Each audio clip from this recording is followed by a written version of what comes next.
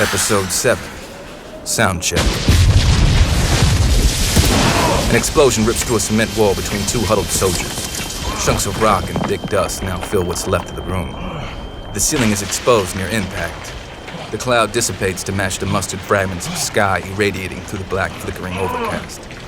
They're choking, screaming, they can't hear their own voice over the deafening ringing. Their minds draw blanks during the sensory overload.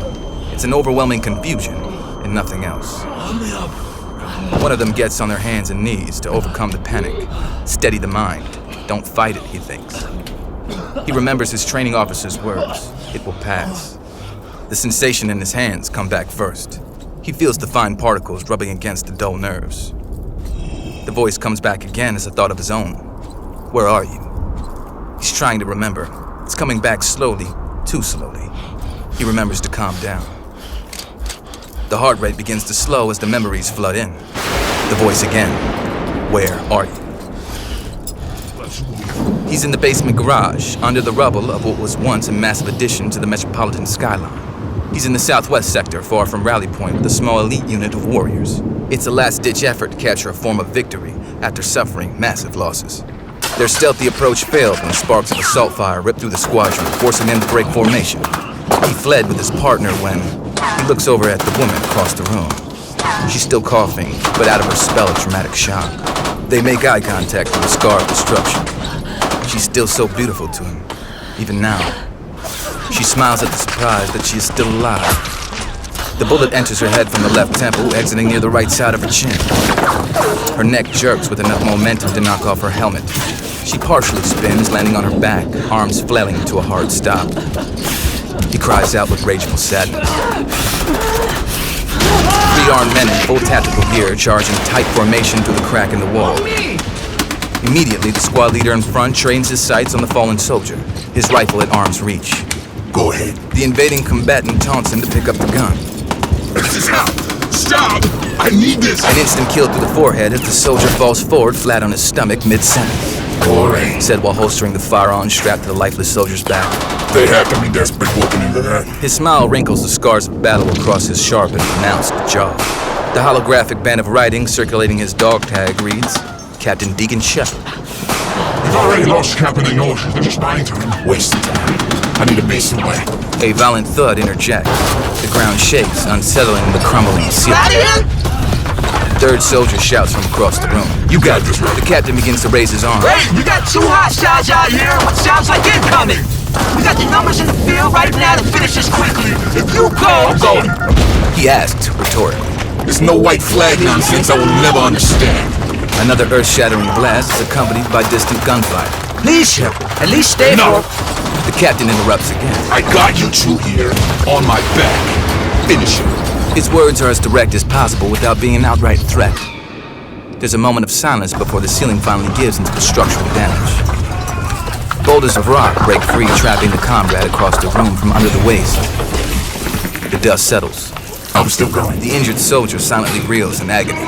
Half covered in lacerations from debris, he toughens through his final words. What? Zombie mode. The captain looks down, raising his hands to his eyes. The floor is yanked upward into black void. Zed hangs the headset on the knob above him. He unstraps himself, draws back the black curtain, and steps out of the Surface Wars enclosure. Zed is famous for demanding a private Surface War unit in the green room. The steeple has a row of them. If an up-and-coming act tours any venues worth playing on Stack 7 and sees it there, they know who to thank. He says he likes to get his blood pumping before a show. The reality is, it's the only time he gets to be with his home Stack brethren. Zed's birth was denied on Stack 8, so his mother decided to transfer on Stack 6, leaving her firstborn behind. If you're not an expert pilot or technician on Stack 6, the only hope of seeing Stack 7 in the flesh is the war game and the fan base that it generates. Only the most ruthless killers have the ability to raise their XP high enough for a transfer request. Still, not by any means a guarantee of entry. The 7th stack is a playground for the citizens on Stack 9. Even 8th-siders with enough pull can get to the checkpoints. Zed made it from Stack 6. Most residents there have no desire to see the 7th with their own eyes. They have playbots for that. It almost feels like the real thing and almost the same as real. Zed wanted out.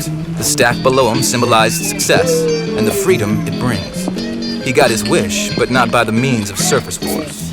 In the end, it was his voice of soothing mischief that sparked the interest of the Res. A holo recording got to a high-ranking member who had been generously bribing a disc joke exec for years. The gang lord finally found the right artist to make an impression. He was once Alfonso Tesh, but it's customary to change your name when indoctrinated as a full member of the Res. It was the disc joke exec that named the band Chord Zed. He walks to the bathroom, but the door won't budge. After 2 hours of surface wars, his inflamed bladder must be addressed. He thinks to himself that his hair must be matted down from the headset. He knows where another sink is. The toilet is optional. He leaves the green room and heads down the backstage hall. The Res have no official claim to the massive complex and outdoor arena, but their territory on this stack is strongest here. He strides past the heads knotted back on graffiti-soaked walls. They litter the cramped hallways holding whiteouts. He reaches the bathroom door at the end of the hall, out of order. His head sways in disapproval. He remembers the maintenance quarters down the steps behind him. He recalls the overzealous fan who escorted him down the steps to their home away from home at the start. As soon as he turns the corner down the stairs, the strings of light expel the darkness, and a blinking neon sign beams down reading, The John. The sign points left to a doorless foyer. He doesn't remember the sign ever being there, but he'll take the direction. The floor squishes under his feet, stepping inside the lavatory. An obnoxious smell of excrement reminds him of his first flat on 7. The odor of the quads carries with it a chance of affordable living in the mid-rings. But for Zed, memories of a simpler time. The walls of shattered screens glitch out of sequence as Zed makes a beeline to the mirror. His hair isn't as full body as he would like. He urinates in the sink while turning his head left to right, concerned with the lack of symmetry.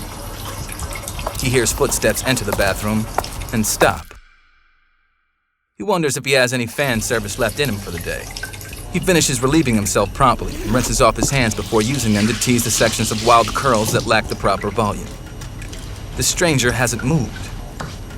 The silence grows into an awkward wedge between them. Hey, creepy. The show isn't for another couple hours, so... He turns around to get a good look, and the feeling hits him like a shockwave to the chest. The slender female body is dressed in black leather. Her shielding vest shows through her jacket, but the red flag is the scarlet helmet she's wearing. He can spot the scales of alloyed Kevlar that adorn the Apex headgear from Rojo. This is much too expensive for an average superfan or steeple staff. The scales around her faceplate darken to a deep maroon. The poor lighting can barely register the reddened edges. Color modulation isn't something he's seen from the model. This must be a custom modification. Zed is now, officially, jealous. Look at that. Her long limbs stand wide and ready, bent at the knees. More silence as it begins to click in his head. The bathroom in the green room is never locked. Never out of order. Not for the talent. Her hands raise slowly outward. Her feet step under her shoulders. Her left palm, now facing him, grips her right hand around the index and middle finger. The appendages uncouple, and Zed begins to see the glint of a retracted blade. His heart stops. The sound of a frustrated woman bellows from the hall. The voice freezes the stranger, causing her helmet to cock sideways. Zed, are you down Zed there? knows the sound of his overbearing manager.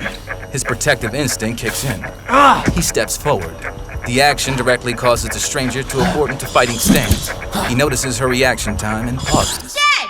The voice is closer now. They stand together, motionless. I'm here! The would-be assassin takes her exit at full sprint, knocking the screaming manager back a step. He promptly gives chase. Through the dim-lit tunnel, up the steps, and back down the hallway, they run at full speed.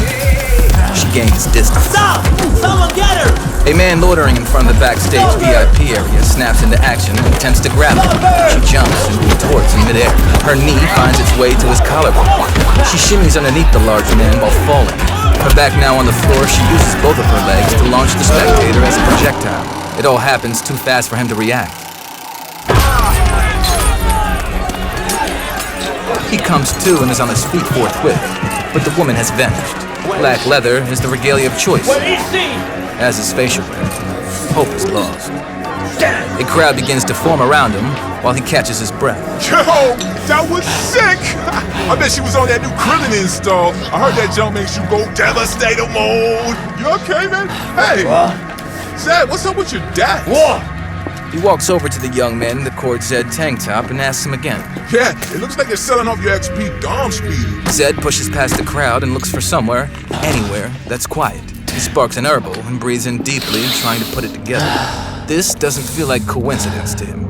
If people are coming for him, he knows his resurrector is in danger. The prospect that this is all a misunderstanding is a lot easier psychologically. Some crazy fan with a little too much bloodlust installed. Maybe the riots on the stack above is making the res a little jumpy on the decks. He needs to be sure. He knows of a man who can gain access to certain classified information. The kind that's kept behind unhackable encryptions. He finds a choose-it vendor before reaching the end of the outdoor VIP lobby. It's quiet here. They're still holding people at the door. He swipes his wrist and says, Turbo. The choose-it vendor shouts, It's yours! The canister bullets upward without hesitation. He grabs the blue can, cracks it open, and guzzles less than half before tossing it aside. He takes a final long drag from his thin herbal cigarette and tries to remember how long it's been since he called his brother. The flow window places the contact on HUD without a voice prompt. Tesh. He blinks once to initiate the stream dial. The signal is still pending.